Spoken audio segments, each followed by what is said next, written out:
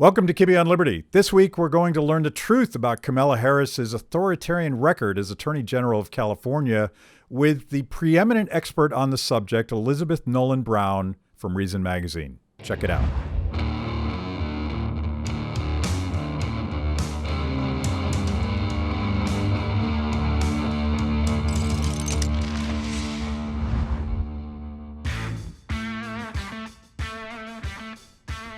Elizabeth Nolan Brown, welcome. Hi, thanks for having me. It's good to be here.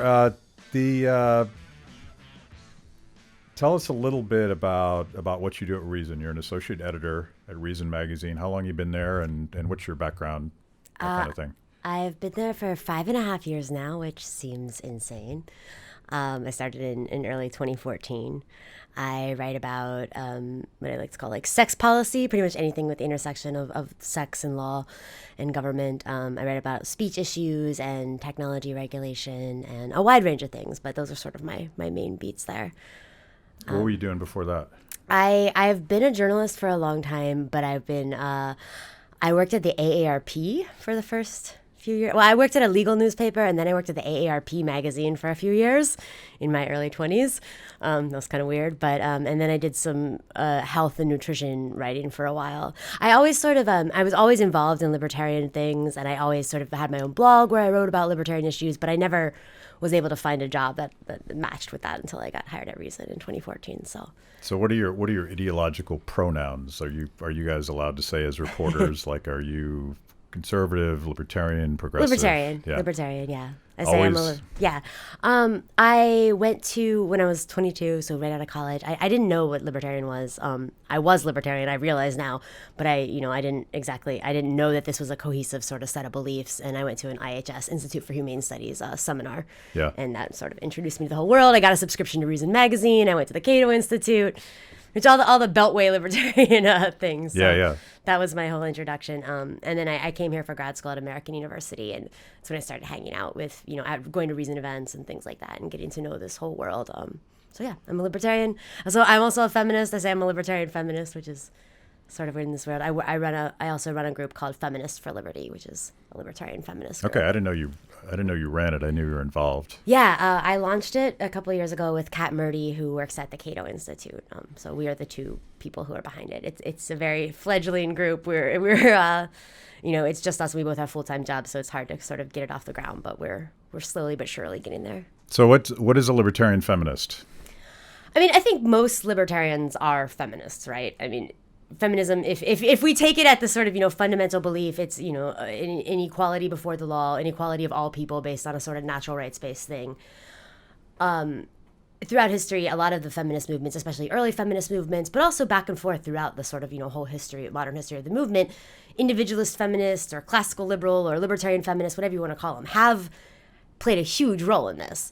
In the past 20 or so years, they have not. They've very much fallen out of fashion. And so I think a lot of libertarians are ready to just say, okay, well, I'm a libertarian. I don't need to also say I'm a feminist. And, to me, that makes sense. But also we end up sort of ceding this whole territory. A lot of times people even say they're anti-feminist because libertarians will, because they're talking about this sort of modern left feminism that they're, seeing in the mainstream media and things. But then we end up sort of getting this reputation as being misogynist. We end up getting this reputation of not caring about or speaking to any of these issues when we do, and we have a lot to say about them. So It's really just a more of way of sort of focusing, saying, that part of my libertarian project, I guess, is to focus on feminist issues, women's issues, gender issues, things like that. Yeah, I always describe myself as a radical feminist, but then I go on to explain what I mean by that. I actually think that women are just as capable as men to mix it up and play rough and do whatever the heck they want to do with their lives. Right. But that's not modern feminism at all, I don't think.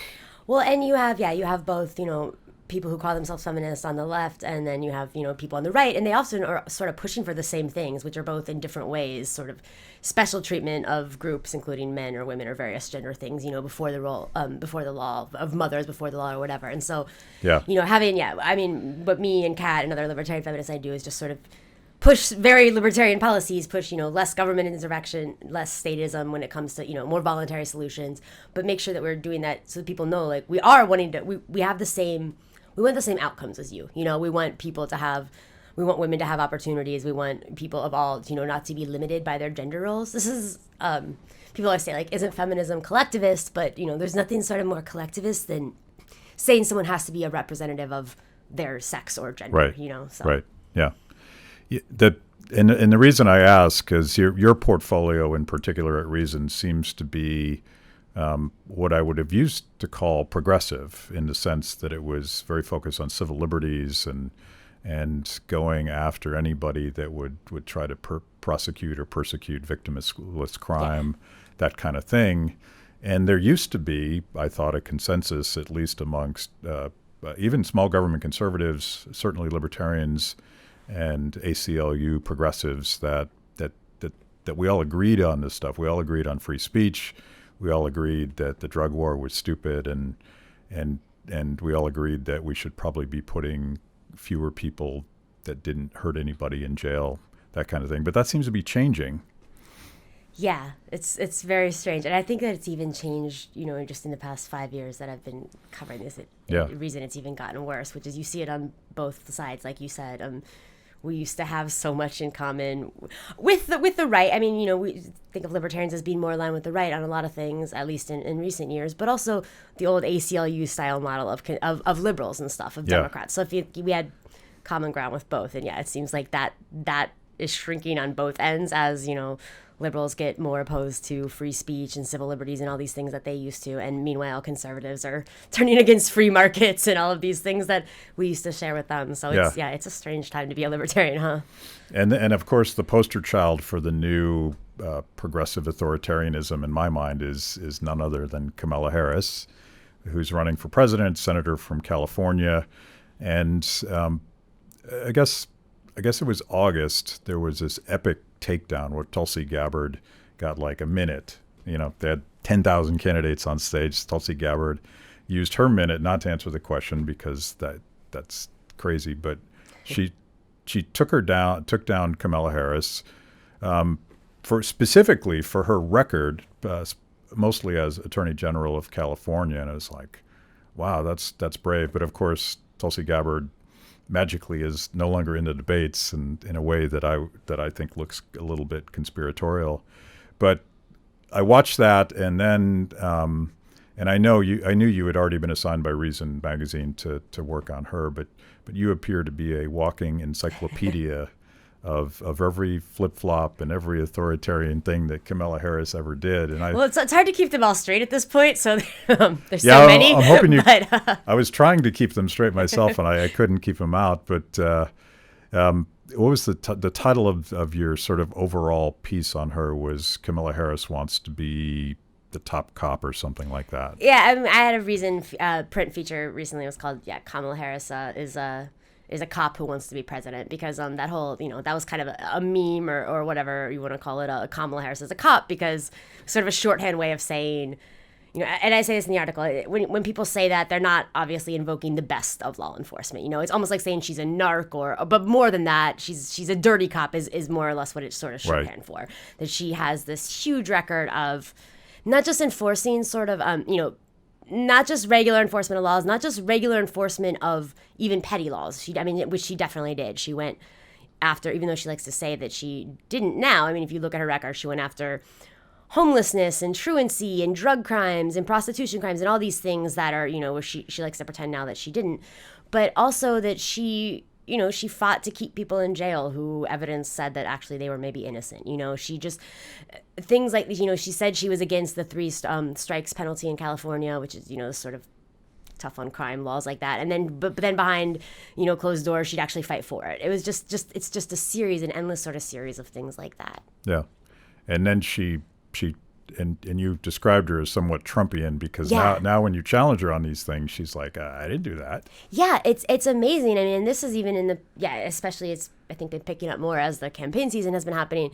Like she said on CNN, she told, I forget who, one of the hosts, that no one had ever gone to jail in California because of her truancy policies, which is just outright not true. Yeah. She'll support one thing and then she'll say later, like, well, I never said that. And you can find it, you can find a video or a public statement of her saying that. It's these sort of, that's what's sort of amazing to me. Yeah, these lies that, like Trump, sometimes it's just like, there is very plain evidence that this isn't a matter of interpretation, that you directly did this thing, or this is a fact, and you're just outright willing to say that the opposite is true. Well, you brought up truancy, and I don't know if we have to do this in any order, but that's a pretty outrageous example of the way she abused her discretionary power and put some fairly helpless people behind bars even. Tell that story.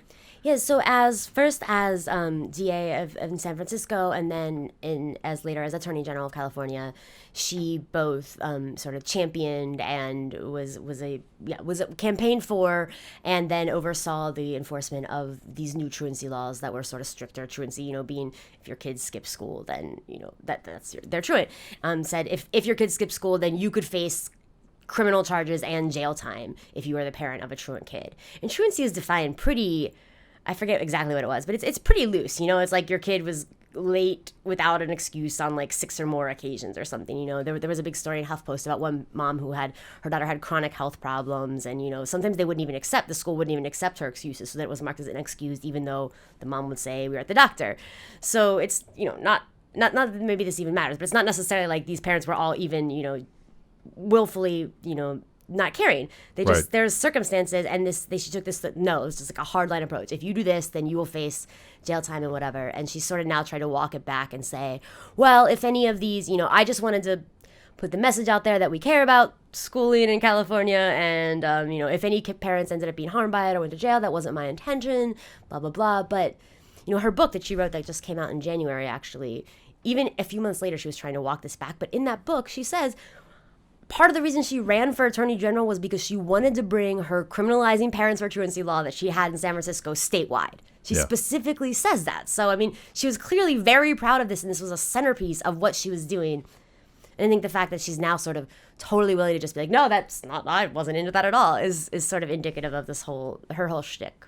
The idea of putting parents in jail for truancy just sounds insane to me. I assume there's probably conservatives that have proposed the same thing. Do you know anything about the history? Like, why was this an issue for her? I don't know much about the larger issue. Yeah. I know that for her specifically, she writes a lot in her book, and even I've gone back through like tons of newspaper coverage of her, like contemporaneous news coverage of her initiatives in the 90s and early 2000s and stuff when she was around. And she was very big on the idea that people were going to go, kids who didn't go to school were then later going to end up in jail. So she'd say, when I do this stuff, when I am in these drug courts, or when I'm doing this. Put their moms in jail. Right, exactly. And also it was kind of like, she'd be like, when I'm doing these drug courts, then I see these kids, and because they weren't in school now, it was like, well, also maybe we shouldn't be throwing these kids in jail. It's just, but that was her reasoning, was that it was a sort of community outreach effort. By putting people in jail, she'd prevent them from going to jail later or putting their parents in jail. Yeah, which empirically has to be the opposite outcome. Yeah, right, exactly, because it's not going to help anyone to have your parents have a criminal record or be away from you and that sort of thing.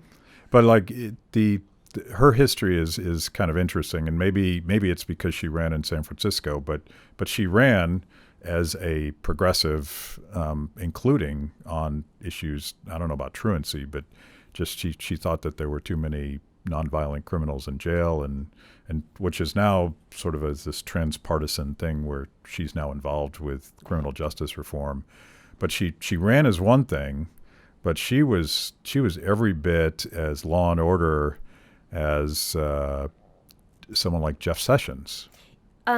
Yeah, maybe Jeff Sessions is an extreme example, but pretty or especially as like Joe Biden and these other people, she's constantly hitting Biden for the crime bill and stuff. But yeah, 100%. She ran. But Joe was doing this in the 1800s when there was a different ethos back then. Well, she actually got started in the early 90s as a assistant prosecutor or whatever. Yeah. So she's been doing this for a while too. I've started seeing in the late 90s like her actually appear in newspaper articles. But yeah, again, in campaigns, she's like, I'm a progressive prosecutor, blah blah blah. The person she replaced as DA of San Francisco actually really kind of was, if you by any sort of measure, a progressive prosecutor. Actually, he like sort of elected not to prosecute these prostitution crimes, these drug crimes, these vice crimes. He was sort of like, I'm not going to do these petty vice crimes. Just a lot of things like that. He fired a lot of prosecutors, and she kind of came in and was like, he's too loose on crime. So she actually she kind of ran on both sides, actually talking out of both sides of her mouth, both saying like, he's too ineffective on crime. I'll be a middle way between being too tough on crime, but not being ineffective. And then as soon as anybody criticized her when she was in office for any of her slightly revised policies, like for a little bit, there was like a slightly less drug possession crime. People could go to drug court and get their, record expunged if they got treatment, if they were addicts. Within like a year or two, she was like, no, too many people are gaming the system. We need to send them to jail because police unions were complaining. People who were important to support her in San Francisco were complaining.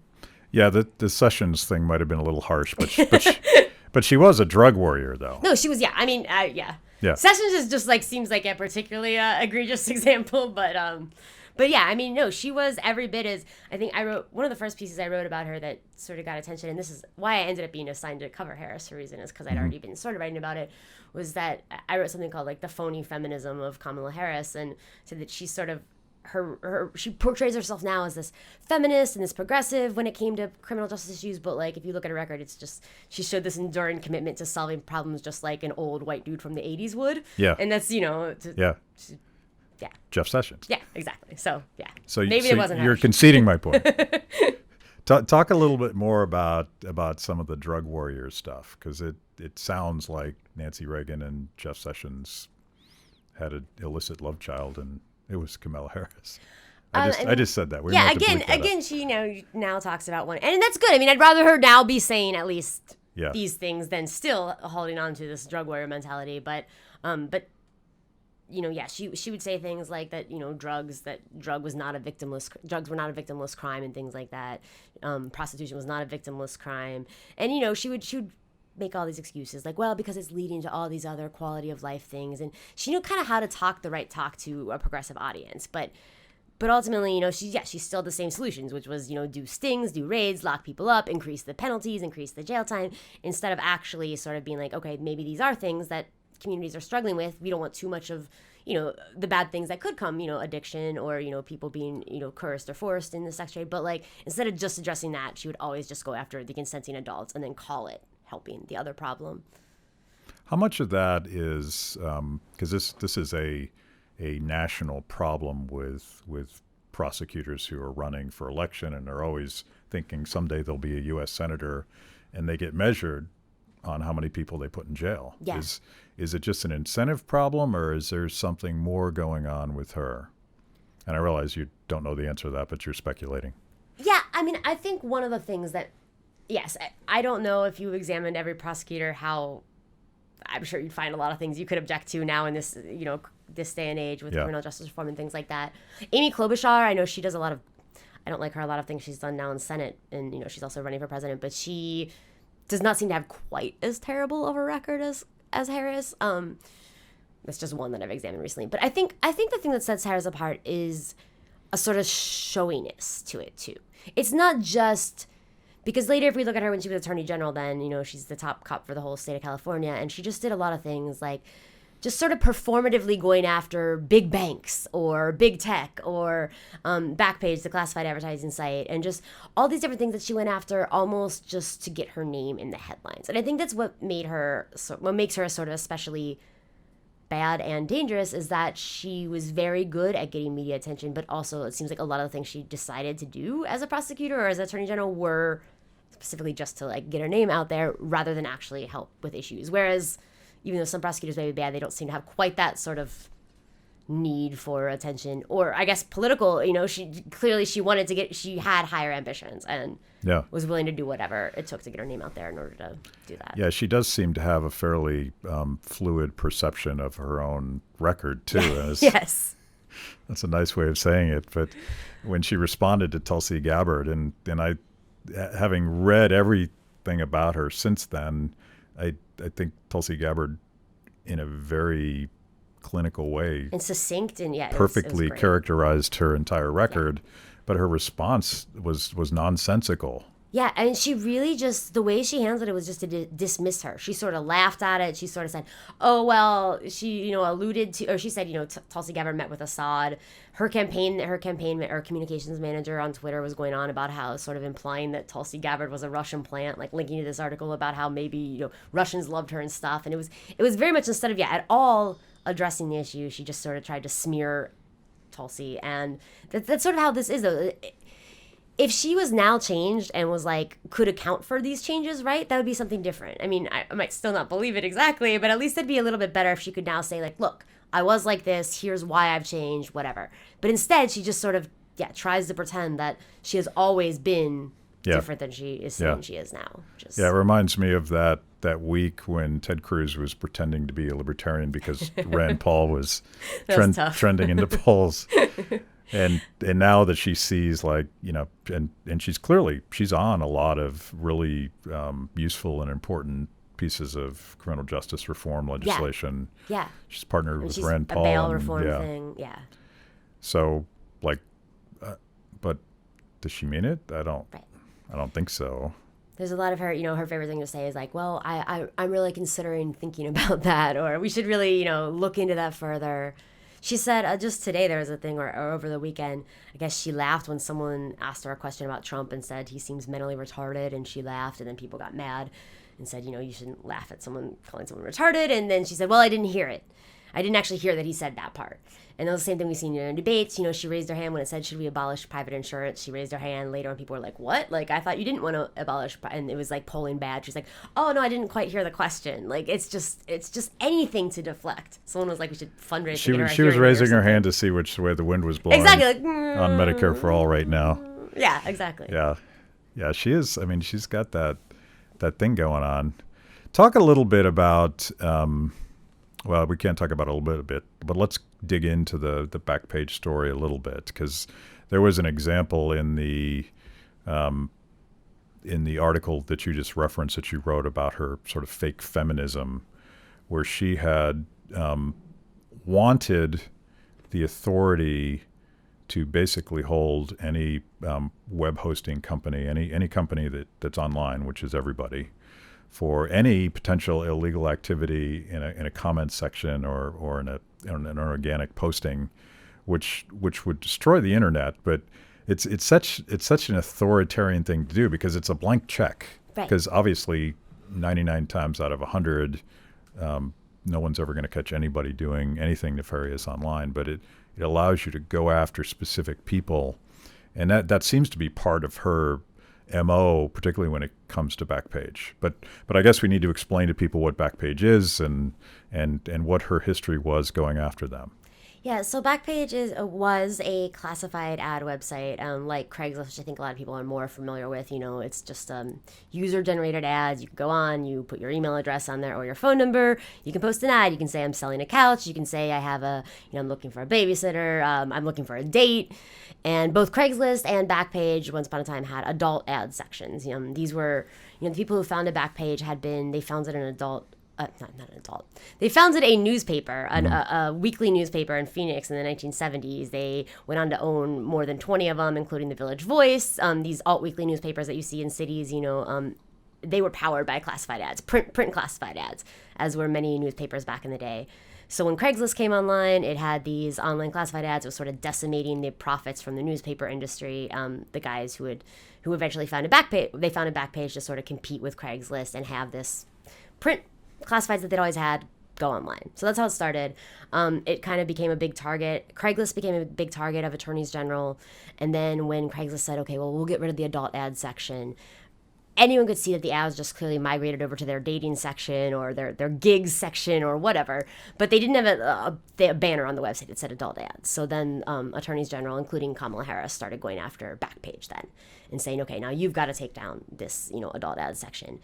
And the people behind Backpage they were like, no, because they believed in free speech. These guys who founded it, back just real quick, with their newspapers and stuff, they had been fighting and suing the government and getting sued by the government for about 4 decades by this point for any manner of free speech thing you could think of. Just pretty much any. They have just been fighting for First Amendment rights forever. So when they were like, you've got to do this arbitrarily, they were like, no, A, on free speech grounds, B, on the grounds that that's not going to help, because their idea was you've got to take it down because somehow, if you allow any adult ads, then there might be some for people who don't exactly want to be doing it, or some underage ads might be going through, and then therefore, if you just get rid of the section, it'll go away. And they're saying, no, it's not just going to go away.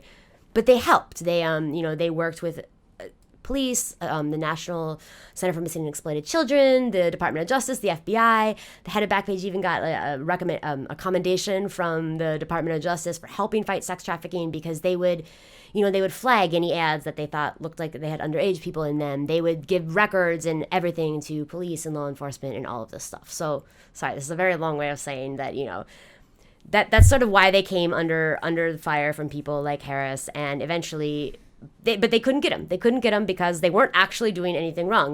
They were providing this venue. They were not allowing people to explicitly post anything illegal. They were trying to stop the things that involved underage people and things like that.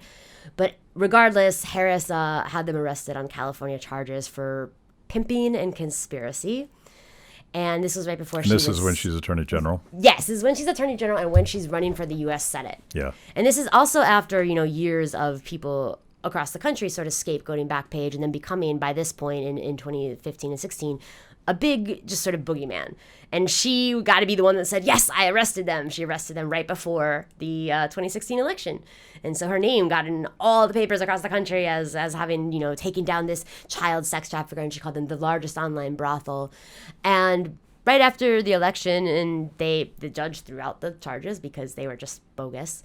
And the last thing she did, with a few days left in office before she left the Attorney General's office in California to go to the Senate, was have them arrested on pretty much the exact same charges again. Yeah. And then a judge again threw out the pimping charges and said, look, you cannot hold them responsible for pimping because they ran a website where sometimes someone engaged in prostitution. So that was sort of. It does sound a little bit like the MO you were describing earlier, like, oh, there's a hot issue. Right. Nobody's in favor of sex trafficking.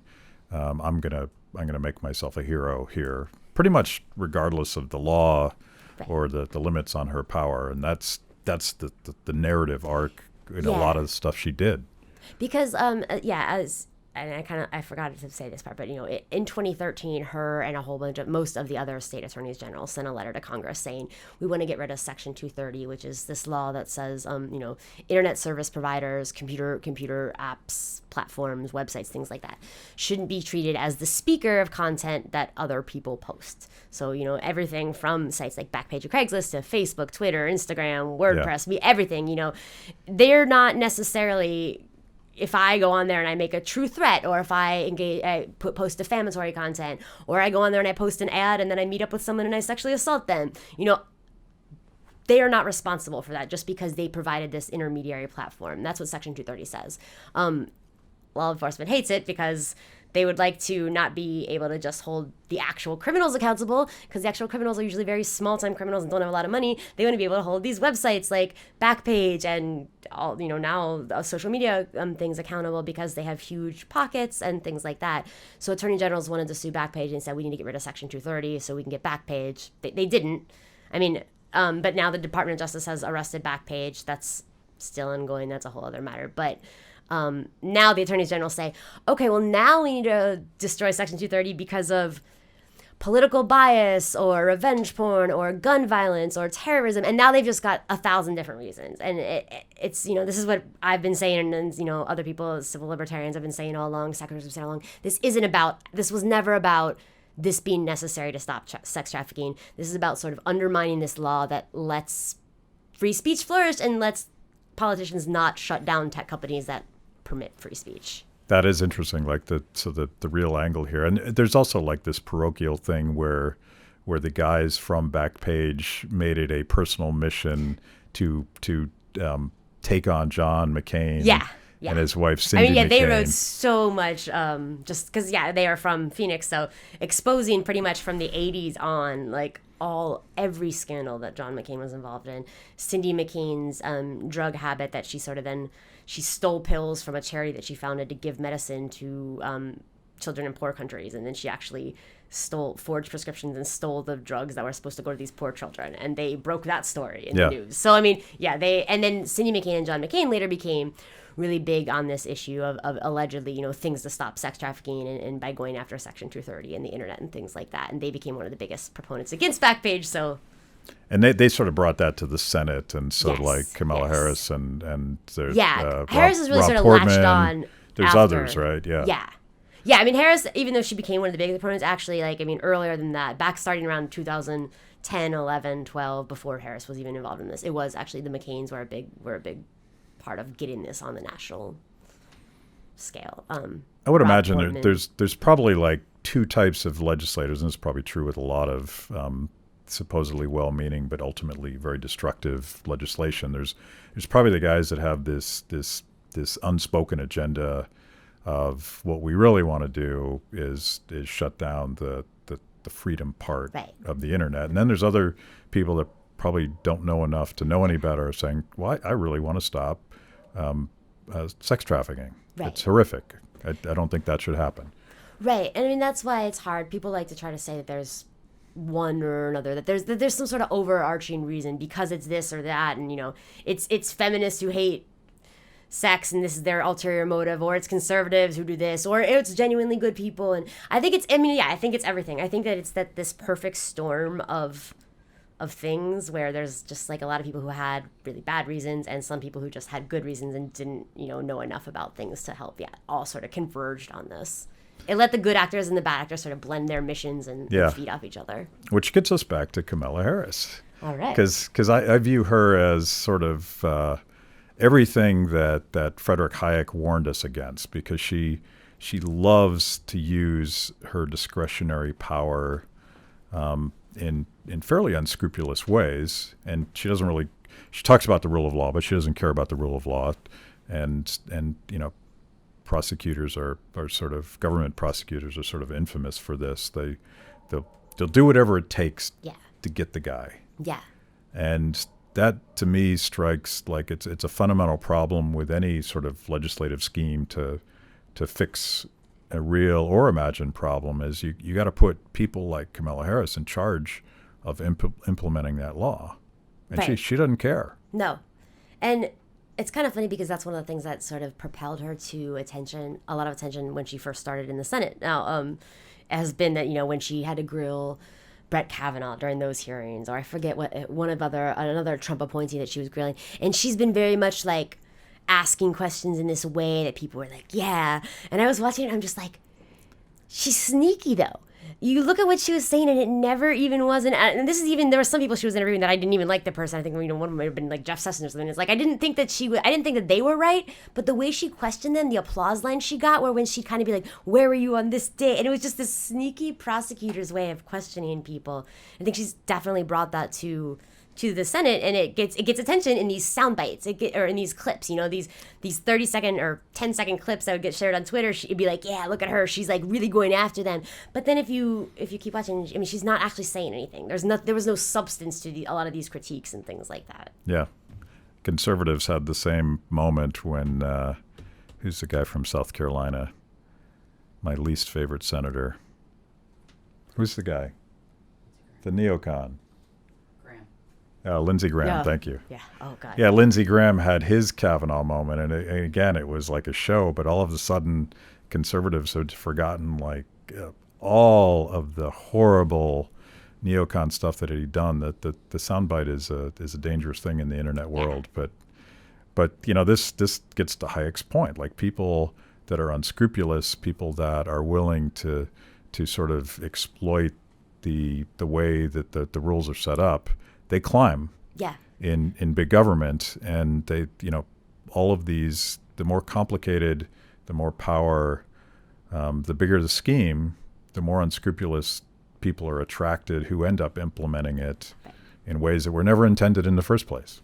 I really think Josh Hawley, he was the AG of Missouri, and now he just started in the Senate after the past election. He's the chief designer at Facebook now, as I understand. Yeah, exactly. Him and Harris remind me so much of each other, actually, too. They both sort of have this, and, you know, he's been getting all this attention. He's been sort of the rising star for the past year, past however many months in the Republican Party and their new senator.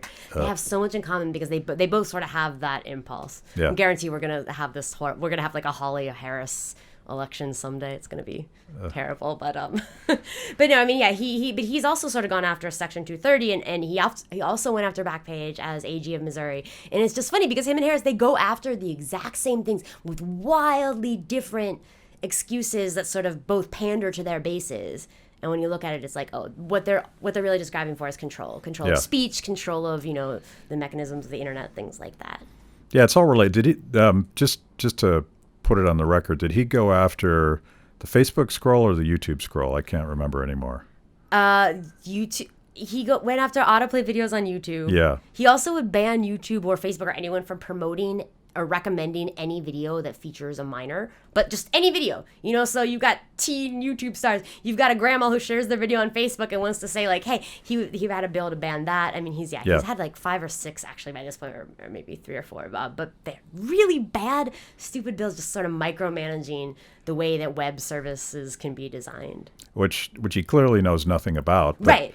But there's the $20 question. Is he just being dumb, or is he actually got this sort of subversive evil, I'm going to take over the internet so that I can dictate who gets to speak and who doesn't on there? I think the latter. Yeah. Because I mean, he's a constitutional lawyer. He went to Yale and I forget what other school. But he's should be theoretically smart. He should at least know the law. Yeah. I mean, he's constantly misrepresented it in just these very basic ways that anybody who just reads about it could see are wrong. So also because he started again as AG going, we need to go after this section 230 because of Backpage and because of sex trafficking, and now he switched it to because of political bias or because YouTube is trying to addict you with its algorithms and its autoplay and stuff. So yeah, it seems like he's almost just willing to also grab whatever, because now I mean actually the whole Backpage and sex trafficking stuff is sort of faded, and now this whole idea about just big tech in general being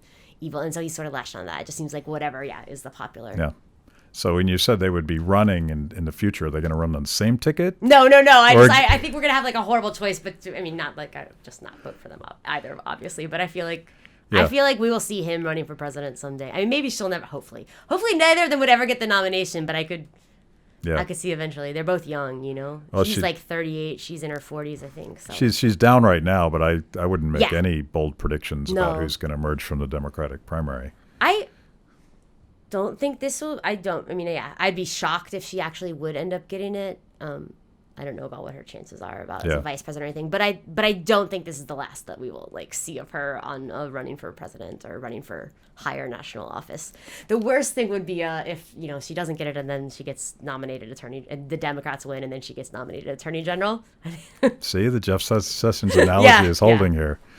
So let's do a shameless plug for the reporting that Reason is doing on the presidential cycle. I told Catherine when she was on, like, you guys are literally one of the places that still does actual reporting as opposed to just recycling and regurgitating and publishing other people's tweets.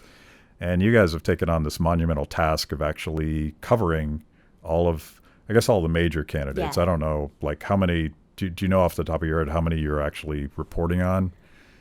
I mean, I think almost all of them, like all the Democrats that were in the debates, someone's assigned to all of them. But whether, how much they get covered really sort of depends on who the reporter is that's doing it and what they actually do that's newsworthy or not. But I'm glad you said that we are doing actually reporting, because we are, and you should read our election coverage. We did this sort of same thing where we all got assigned a candidate during the 2016 election, and we all get together and blog all the debates and everything. The funny thing is that people kind of say, we go against, I guess, the traditional sort of neutral reporting where it's like you don't have any opinion. I mean, people know where we stand. Reason's one of the few publications that after each election publishes how each of their writers voted. I mean, it's a voluntary thing, but we can say, and we publish a thing. So it's like we let you know where we're coming from, but it's also, we're not Breitbart or something. We're not just mixing in facts with our own opinion. We're very straightforward with where our opinion is so that what is, here's what's the facts, and then here's our spin on it. Not spin. Spin sounds like we're spinning, but, here's our analysis of it, I guess, is sort of what we end up doing a lot of. Yeah, the reporters who clearly have a bias but insist that they're somehow some unmoved movers, totally objective. I think they're doing reporting a disservice because everybody has a perspective, and you can't, like, if you're human, you have a way of filtering information and telling a story. So let's on the spot, let's rank Let's just pick out a couple more authoritarians in the Democratic primary, sort of people that are more egregiously. You guys have done a lot of writing on Joe Biden, for instance. I suppose he makes the list. Yeah. I mean, I'm not sure which ones don't make the list. That would be then maybe well, be easier. by a libertarian perspective, I guess almost anybody running for public office is probably a little bit suspect. Really hoping that I mean, I like Tulsi Gabbard's she's still got some terrible opinions, but obviously it's great to see someone actually being out there and calling out like these, being a sort of anti-war candidate and anti-military. Yeah, we definitely disagree with her on economics. Generally, yeah. And she's actually, I mean, she's sometimes sort of bad about, even I was surprised she's suing Google over something really dumb. So she's not even great on free speech issues. But still, the fact that she's clearly not going to go anywhere, like, long term, but that she was in these debates and calling out Harris on her criminal justice stuff, calling out people on their warmongering stuff was great. The war stuff, like I as someone that used to exclusively obsess about fiscal issues and debt and deficits and reining in the federal budget, I used to be a budget economist. I came to a realization when Republicans controlled Congress that foreign policy is the linchpin for all of this stuff. Because way back in the day, even during World War II, where there's a huge spike in defense spending, they used to have this trade-off they called guns versus butter, where if you're at war, you're going to cut domestic spending to ramp up for the troops and that kind of stuff. And we don't do that anymore. I was going to say, do we do that anymore? We just keep spending all the things. The deal, like the bipartisan deal today is, okay, you guys, you Republicans, you want to spend on permanent war in Syria, Afghanistan, fill in the blank, whatever the next wars they want to fight. That's great, but you got to fund all our domestic priorities in exchange for that. So in that sense, I think that's why I at least like Tulsi Gabbard, who's willing to speak as a veteran, like, and so she's credible on that subject. So I appreciate that, and that's of course why I like what Justin Amash has to say. And I really hope that he ends up running. I don't know what he's going to do. As a libertarian or independent or whatever. That'd be amazing. But I know I know a lot of people have ideas about whether or not that'd be good or bad. Do you think that'd be a good or bad thing? I think it's a very tough cycle to run as a third-party candidate. Because, and we saw this, like I was doing stuff for Gary Johnson in 2012. After I did stuff for Rand Paul before that. And a lot of young people were gravitating towards Gary, but as we got closer and closer to the election, they made one of two choices. Either they had to show up and vote against the person they really hated, or more likely, they just stayed home because they're like, well, my guy's not going to win, and why would I stand in line to vote for someone that can't win? So you have that sort of disenfranchising aspect of elections. And, of course, the two-party system doesn't. For the same reason, I mean, they did to Tulsi Gabbard what they did to Ron Paul, and the two parties did to Gary Johnson what they would do if another third party candidate emerged. They don't want competition. No. And why it is that the monopolists are in charge of the regulations of the two party system, I don't know, but it's a dilemma for people that would like choices. Yeah. But that's why we have Reason Magazine. So what are your final thoughts on?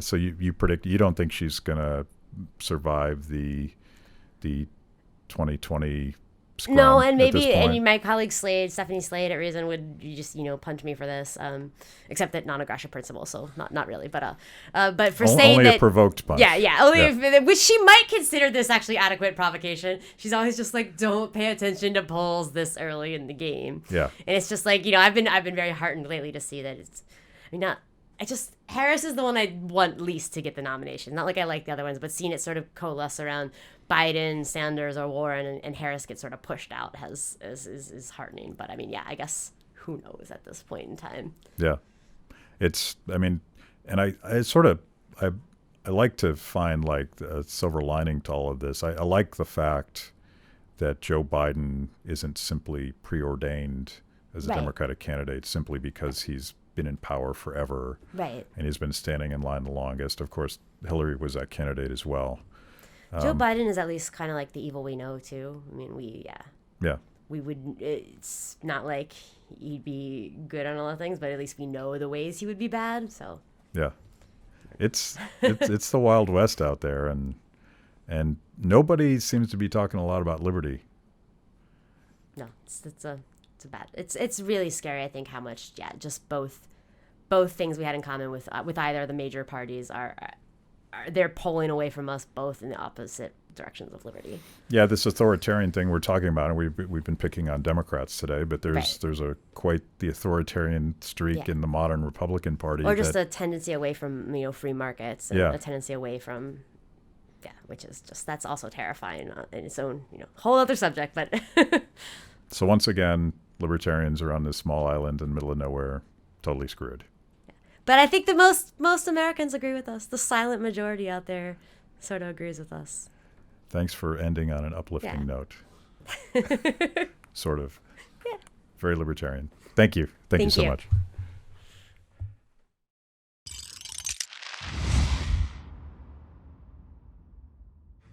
Thanks for watching Kibbe on Liberty. By now, you know this is the most important event of your week. So make sure you subscribe on YouTube. Click the little bell so you get notifications. Kibbe on Liberty, mostly honest conversations with mostly interesting people.